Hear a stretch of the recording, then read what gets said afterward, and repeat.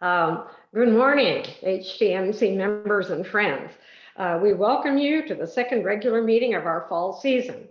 And I'm Suzanne Marion, HTMC co-president, with co-president Susan Fishman and Dr. Roy Wiley. First of all, I'd like to say congratulations to our creative and talented program chairs, Gayle Martin and Debbie Moran, for their dedicated work in bringing this season to us despite the challenges involved. And they're experts at setting up this format for us virtually with lectures and musical performances.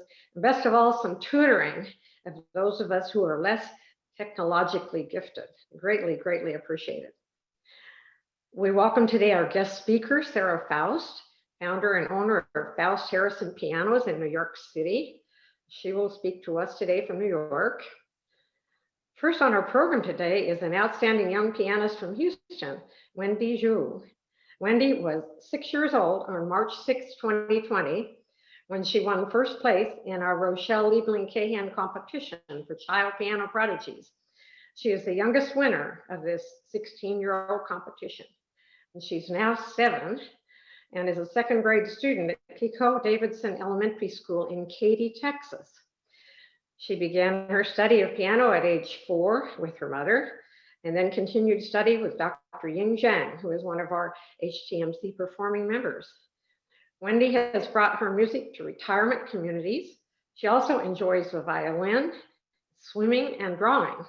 And today she will play for us some Mozart and Chopin. And then, after the talk, our own Gayle Martin will close the program with music of Schumann. So we're in for a wonderful treat today. Thank you.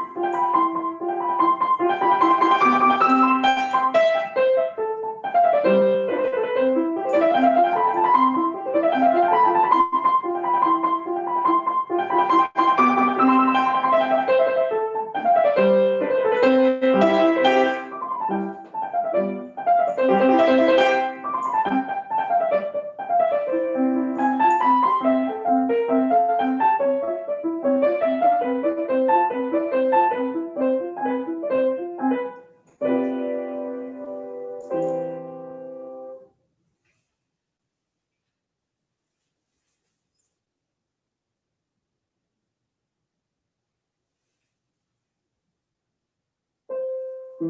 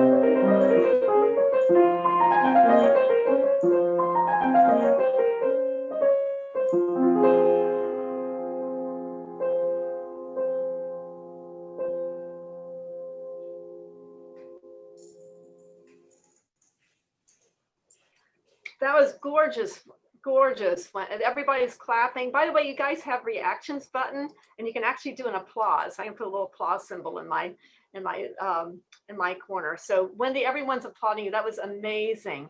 So is your mom there? Would she like to say hello? Hello. Hi. So thank you so much. I was so nervous. That was amazing, Wendy. And I'm going to show, Wendy's also a very good artist. I'm going to share my screen and show you the cartoon she made of Mozart just a couple days ago. So I'm going to press my share screen button, and let me know. Let's see. So Wendy, can you see that? Did it come on the screen? Yes. Do you know Mozart wrote music before he wrote words? And I'm going to stop sharing my screen now. So we should be back to Wendy. And anyway, thank you so much. Now, if you have time, I don't know if you have time from your schoolwork, our speaker is an expert on piano. She was also a concert pianist, and she now sells piano. She has one of the best piano stores in the country. I met Sara back in the 1970s when we were both studying with Eugene Liszt at the Manchester Music Festival in Vermont. And we became really good friends. I heard her playing the Chopin B minor sonata at that time. And as I got to know her, she said, well, you know, I have 3 kids. And I woke up one morning and I thought, you know, I just have to return to being a pianist. I took a few years off and I was like, wow. And so I visited her apartment in New York afterwards. And she had, you know, a smallish piano, but she said, I'm working on getting a larger piano. And every time I would visit her, there would be a larger piano until it turned into a 9-foot piano. And so that's kind of how she got started in her piano business. Now, she has 4 piano stores, one in New York City, one in White Plains, one in Connecticut, and one in Long Island. And she has a factory in White Plains where she rebuilds pianos. And she's like the #1 Steinway rebuilder in the country. And I can attest to that. I'm going to be playing on a Steinway C from 1894 that I got from Sara. And I trusted Sara. It was still being rebuilt when I bought it. She said, well, get this one. So I said, okay. And this is my Hurricane Harvey piano, by the way. And the other thing is that in her showrooms, not only does she sell pianos, she also sells Bösendorfers, Yamahas, Bechsteins, and Faziolis, which is very, very impressive. And if you go on YouTube, you will be able to hear her play because she's a gorgeous pianist. So you'll be able to hear her play. So I invite you to go onto YouTube and look her up. Okay, Sara, it's all yours. Gayle, thank you for that really wonderful introduction. It was hard for me to recognize myself. Before I say anything, Wendy, let me compliment you on a wonderful performance. And I know it's not only your work that we've heard, but I know how much your mother and your teacher especially are behind that wonderful performance. So congratulations to the three of you. And Gayle, just one addition to your introduction, we now have, as of today, we now have 5 showrooms, one in New Jersey as well. So that's, I couldn't say anything before, but now it's official. So, but let's put the business aside for a moment. Hello, everybody. It's an honor and privilege to be here, and I was very touched when Gayle invited me. Gayle, as you know, is a wonderful human being and a beautiful pianist, and I've cherished our friendship throughout the years. And we've also had the pleasure of having Gayle perform in our concert series in New York, and it was wonderful. I've been asked to talk a little bit about myself, which I don't often do, but here it goes, and feel free to stop me or interrupt me if you wish. My first introduction to piano was when I was a very young child. I did not have a piano, but we used to visit my uncle when we lived in the city. He lived in Queens. We did not have a car then. We took the subways to get to his house. And it was always a very special time. He was one of the few relatives I had who was alive. To give you a little background, I was an immigrant. I was born in a DP camp, which stands for Displaced Persons Camp, after World War II, and came to this country as a very, very young child. We didn't have any means when I was very, very young, and we had a small apartment in the Bronx, and my uncle had a small apartment in Queens. But I used to go there, and I have very happy memories from visiting him and his wife and daughter. And he had a piano, which by today's standards is probably pretty awful. I remember it being very, very out of tune, although I didn't know at the time that it was. And he used to play, and every time he played something, I would sit down and imitate him. And I felt, when people said, when did you learn how to play the piano? I never felt that I really learned how to play the piano. It was just something that came to me when he was playing. It was a natural sort of experience for me. And he said to my parents, you have to get her a piano, you have to get her lessons. So my first piano was an ancient upright, a Sommer upright that was at the time probably, it was probably from 1900, and it was not in great shape, but it's what I played on. And we started lessons when I was 5, and I was invited to give my first performance at Steinway Hall shortly after that. So my first performance was when I was 5 years old. And I couldn't read time yet, and I was told that I had to practice an hour a day. So my father sat with me, and he told me later on that I kept on asking him, is an hour up yet? And he would say, no, not yet. And therefore I would probably practice a few hours every day, because I stopped when he told me an hour was up, and he told me later on that it was far longer than an hour. But then I was able to read time, and that's when my practicing stopped at an hour. I took lessons at a little music school called the Neighborhood Music School, and my teacher was an old Viennese pianist, and she entered me into a number of competitions, and I won them all. And got into high school, and I did not love practicing, to say the least, but I continued playing. By the time I got to college, I thought I had practiced enough, and basically I stopped playing.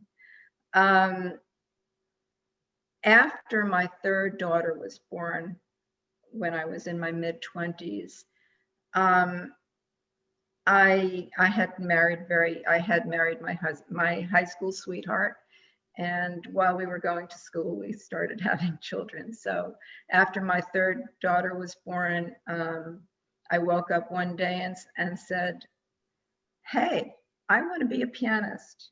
And I had called the teacher that I had been studying with briefly before Eugene List, when I met Gayle. And I said, "Mr. List, do you think I could be a pianist?" Because he did not take me seriously because I didn't practice. And Mr. List said, "Sure you can," because he was always so encouraging to all of the students.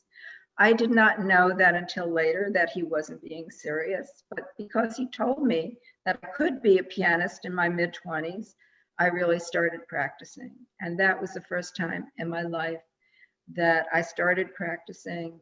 And since I had 3 children, I had a babysitter for my baby from 9 to 12. So every day I practiced from 9 to 12. And I actually started progressing at a quite rapid rate. After a number of years, I also studied with some other teachers, including at the time, Albert Serco, who was actually a Schnabel disciple, and John Perry, who is still teaching and is still performing in his 80s at California, and he actually taught in Texas for a while too. And he had a number of prize-winning students. So that was the first time I could say I really became a pianist.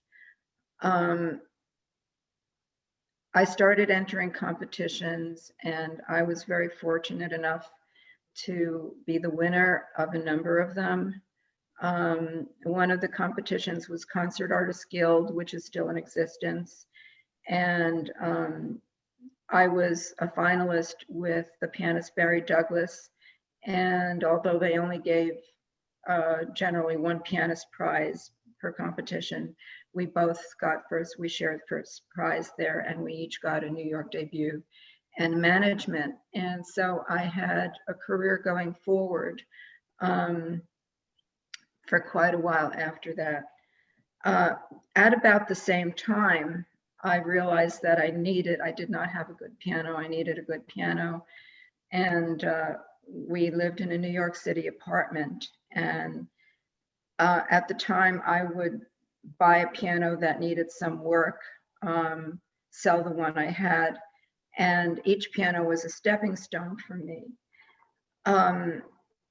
After a number of pianos, having worked on a number of pianos, we got to know that there were some people who were better technicians than others and rebuilders. And living in New York, every time we sold a piano, we realized, hey, we made a profit, which seemed very substantial at the time to us. My husband was a scientist. I was a pianist and a piano teacher at the time. And we had a young family, and the extra income was very, very welcome. Shortly after that, we moved to Westchester, which is a suburb of New York. And we had a little studio on our property, and we said, why don't we turn it into a showroom? Let's become an official business. And we already know how to do this. Let's start doing it on a business scale. And that was the beginning of our business of Faust, later Faust Harrison pianos. And we sold 1 piano at a time. We realized hey, we really need to have a shop to do this in-house. So we opened up a little shop and did the work, had the work done in our own facility rather than sending the pianos out. And then we don't have to go through all the sequences, but flash forward to today, and we are the premier Steinway rebuilders in the world, and we do carry the brands that Gayle mentioned. As I'm in the unique position of being a former pianist and a piano rebuilder slash salesperson, although I'm not in sales very much these days, I have a perspective of pianos that most other retailers don't, because I know them intimately well. And so the past decade or so, I've been invited to give talks to pianists about what they should know about pianos, what they'd like to know about pianos. And that seems to be, people seem to enjoy those talks because it's informative. It has nothing to do with the business, but it can talk about where is the piano world today? What do I do when I'm on a concert stage? I know I'm going to perform on this piano tomorrow and there's no sound, you know, what do I do then? I get talked to, I have questions about values of instruments, what brands are out there these days, what is the market like? So what if my action is too heavy? Should I get a used piano? So if these are questions that I'm asked when people, you know, I open up the format for questions. So if you'd like to go in that direction, that's probably more interesting than my talking about myself. I just realized that I'm not making eye contact because I'm not actually seeing you individually. So I realize I apologize for that. I haven't spoken in this format previously, so I will try and speak to wherever my camera is. So it seems like I'm actually looking at you. So forgive me for that. So if you would like to ask me questions of any sort, performance, instruments, my life, where I see the business going, what is happening out there, what are kids playing on these days, I'm happy to speak on any of those subjects. I should mention to you that I haven't played the piano for about 35 years at all. One day I woke up and I realized that I was going to go cold turkey. So about 35 years ago, after my last tour, I stopped playing completely. It was the right decision for me. And people say, why did you do it? And first of all, I didn't feel it was a huge loss to the world because there are so many fine pianists out there. And there's not, in the United States especially, there's not enough room for all these wonderful, young, talented pianists.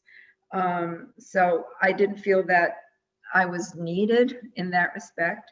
I also had a lot of other interests that I wanted to pursue that being a pianist was not necessarily compatible with them.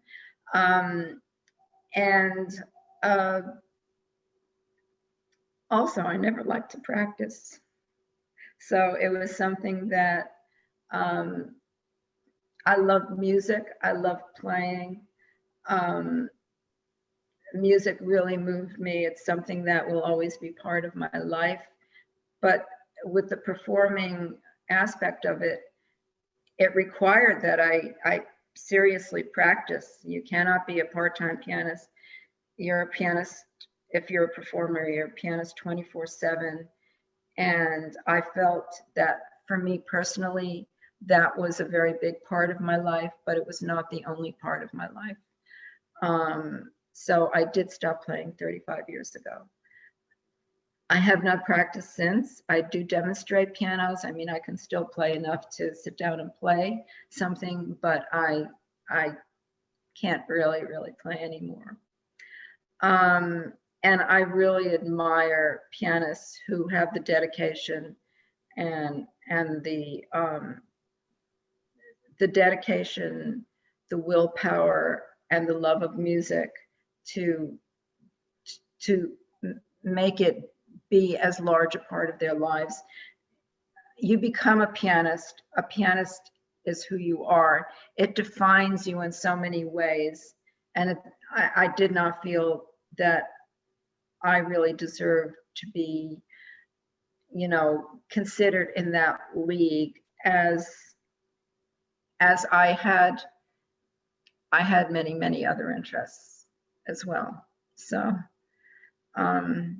people ask me, what kind of interest did you have? And in a nutshell, it was extreme sports. And so I did some crazy things in my life, and I am still learning new things and new sports, even at this ripe old age. And frankly, I really love them. So that's something I enjoy doing. And family is a big part of my life as well. And as I've been getting older, I've been enjoying it more and more. My youngest daughter, whom Gayle has known her since birth and held her when she was a little nothing. She is about to give birth. She's my youngest, by far my youngest. She's going to have her first baby next month. So that's very exciting for us as well. I'd like to open up this venue to questions, if anyone has, about anything I've spoken about or have not spoken about. So feel free to take it in a direction where your interests lie, if you like. Yeah, so if anyone would like to ask Sara a question, if you can't find your microphone, your controls, you should be able to see a picture of yourself. You should be the first one you see, and that you can just click on that little red microphone, unmute yourself, and ask a question. So do we have any questions for Sara? Yes, I do. Go ahead. Thank you so much for your story. It's very touching. And I wanted to ask, what do you think, is there any scientific reason that the same piano sounds differently with each pianist? That's a very good question. You know, a number of years ago, I went to 2 concerts, one night after another. Ashkenazi was playing one night and Polini was playing the next. And I mentioned to my husband, do you see how different that piano sounded? The pianos were like night and day. And only later did I find out that both Ashkenazi and Polini had been playing on the same piano. So there are many reasons for why a piano sounds different. Every pianist's touch is different from everyone else's. I have one question for you. I'm not sure I heard the whole question. Did you say, why does a piano sound different when different people play it? I asked if there is any mechanical reason.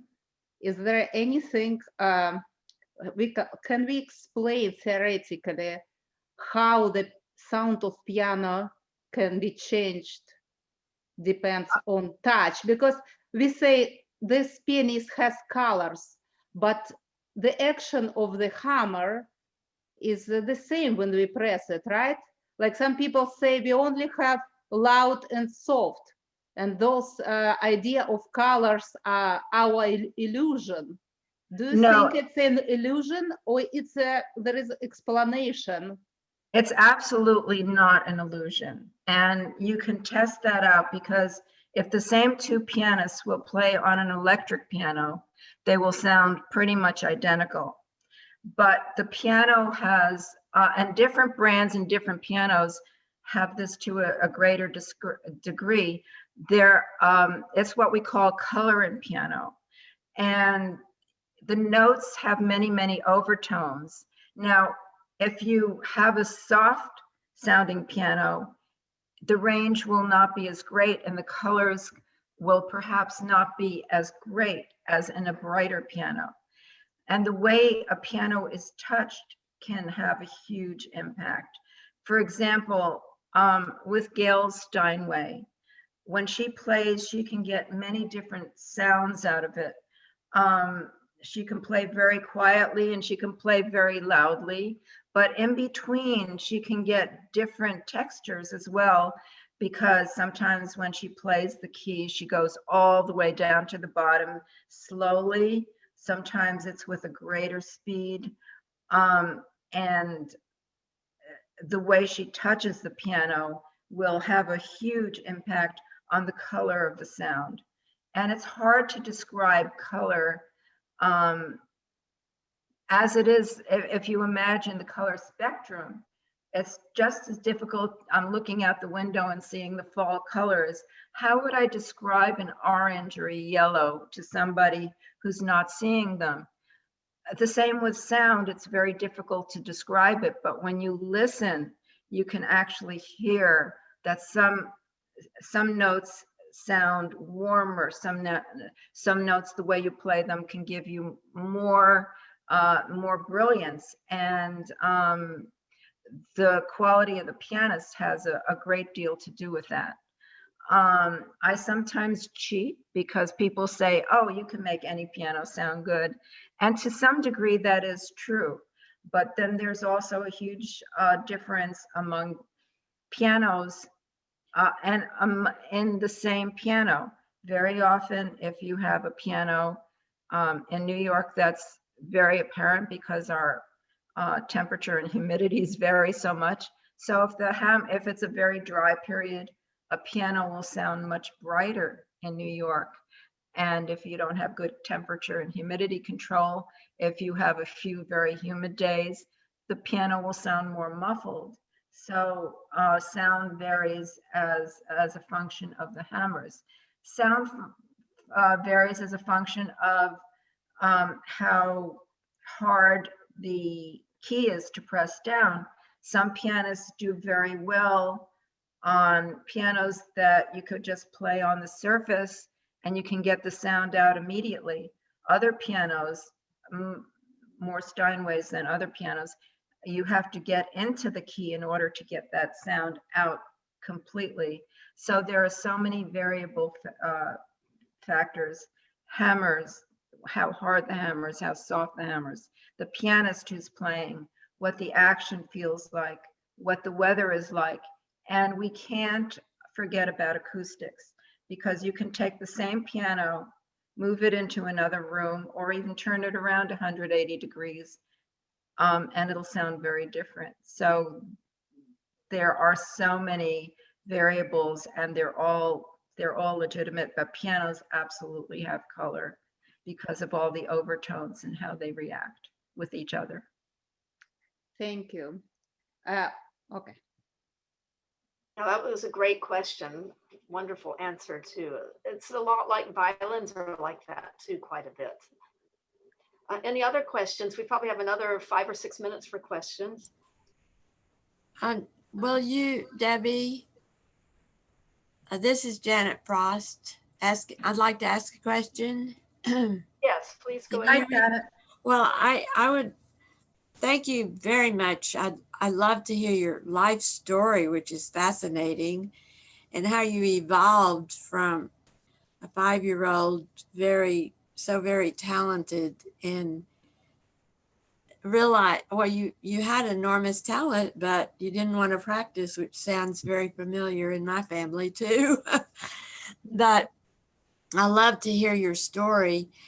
We have a Steinway, which my grandfather brought to our home, And I just want to know the name of your company and if we need to have repairs done on it. It's a Hamburg 1913. Okay, I could actually speak with you offline on that. The name of the company is Faust Harrison Pianos. Faust Harrison. Faust Harrison. Okay. And you can get the information from Debbie afterwards. And Okay. Right. At this point, I actually have the website pulled up just so you can see what it looks like. So let me share my screen really quickly. And there we go. So it's faustharrisonpianos.com, and she has a beautiful website. A Buzendorfer. And if you scroll down, there's a link over here where you can listen to some of her performances from the past. And okay, I might mention something about those performances. All my former tapes were destroyed, and these are, we recently were able to find these in archives from live broadcasts and from people's recordings at the actual performances. I might mention that they're quite degraded, and the nuances are pretty much gone, and a lot of the treble is gone, but they're there. I'm hoping to find more, and if I do, we will post more, but this is sort of what we've got at this point. Sarah, this is Wendy Williford, and my question is, what do you tell the beginning pianist to look for in a piano as they progress? The most important thing for a beginning pianist is that they have an action that is even and voicing that's even, so that when they play, they can hear what they're producing without the piano inconsistencies being there. It does not have to be a high-end piano. It does not have to be a big grand piano. If it is, great, it's fantastic because it develops their sense of sound early, but many parents are not, they're not committed to spending a lot of money on a beginner piano because they don't know if their child is going to be interested. So I tell parents, just make sure the piano has an even action and an even sound, and it stays in tune well. So it has to be a healthy piano. And then they say, well, what did your daughter start on? And my daughter started on a Steinway Grand. And they say, well, I feel that the better a piano the child starts with, the more talented the child is, the more a good piano will be important for them. So if they have a really wonderful piano, it's like having a bigger palette of color to work with. It develops their sense of sound, the feel of the piano. Their ears develop at an early age. Because my daughter played on a good piano to start with when she went to school, and she played with on the horrible, 50-year-old Baldwin Hamilton uprights that weren't in tune, she would come home and she said the piano sounded horrible. So yes, the better the piano, the better. I'm not a big fan of starting on an electronic piano, but please don't tell some of my our manufacturers that I said that. I think children should work with acoustic pianos that have good actions and good sound. So that's my answer. So thank you so much. I think at I this have a question. Can I ask you one quick question? Oh, go ahead, sure. It's Igal Cass here. Do you have a favorite piano? I used to until my until I expanded my palette. I've always loved Steinway. I grew up with them, although I don't love all Steinways. And Steinways I definitely prefer certain vintages to others, but there are exceptions to every rule. I think there's a big difference between the New York Steinway and most of the high-end European Steinways. In general, if I were to make a generality, I would say that the European pianos have more clarity. You can, you don't have to get into, you don't have to create the sound the way you do on a Steinway by getting into the key. The sound is there for you to ask it to present it. So you could play, you could play on the surface and still get clear, beautiful sounds. It's a different technique. It's a different philosophy. Of the high-end brands, each one is a little bit different. The Fazioli is pretty amazing. I think that if I had a Fazioli, and please do not tell any of my manufacturers, I have favorites. It's a very special piano in terms of action and sound and range. But each one of them offers so much. It's a very personal experience. The Bösendorfer is known for its beautiful nuances, and although the new VC model is closer to, you know, something like a Hamburg Steinway, the Bechsteins are beautiful. The handmade Yamahas are exquisite. They have actions that are probably the best in the world. So if I work with 5 pianists, I will rarely get a consensus on which piano they think is the best. It's a very personal thing. Very personal, sure. Thank you. So if there are no other questions, I'd like to invite Gayle. What I'm going to do, I'd like to invite Gayle to play. What I'm going to do at this point is first I'm going to mute everybody. And for the performances, I'm going to not allow you to unmute yourself, just so we have no interruptions in the performances.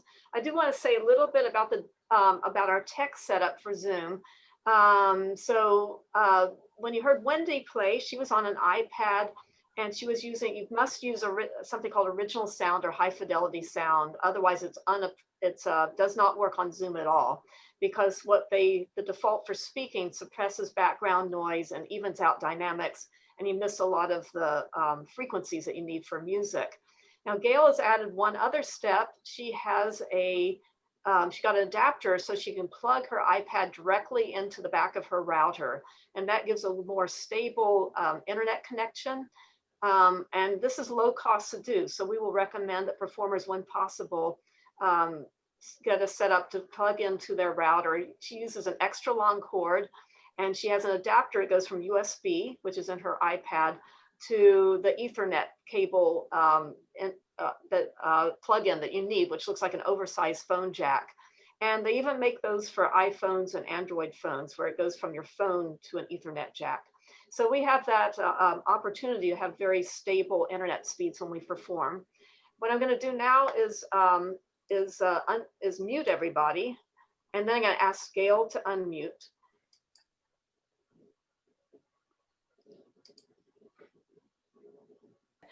Okay, so I'm going to be playing the last 2 movements of the Schumann Fantasy. It's like during this COVID shutdown, I thought, well, you know, of all the pieces in the world I ever wanted to learn, it was the Schumann Fantasy. And since there was nowhere to go, etc., I just started plugging away at it. And so I play the whole piece, but most recently I've been practicing on the second 2 movements and not the first movement so much, been kind of letting that rest. So because of that, that's why I'm going to do these 2 movements, which is crazy. It's insane. And so this is a new piece for me, and y'all are my first performance, and this is my first Zoom performance. And I want to say something about this piece. Schumann wrote this in code for Clara when her father would not allow him to be in touch with her, probably because her father might have suspected that he was mentally ill. But at any rate, he wrote this in the key of C for Clara. And the first movement is yearning, yearning, yearning. And it finishes with a quote from Beethoven's Dearly Beloved. That's actually where I'm going to start. I'm going to start with that quote.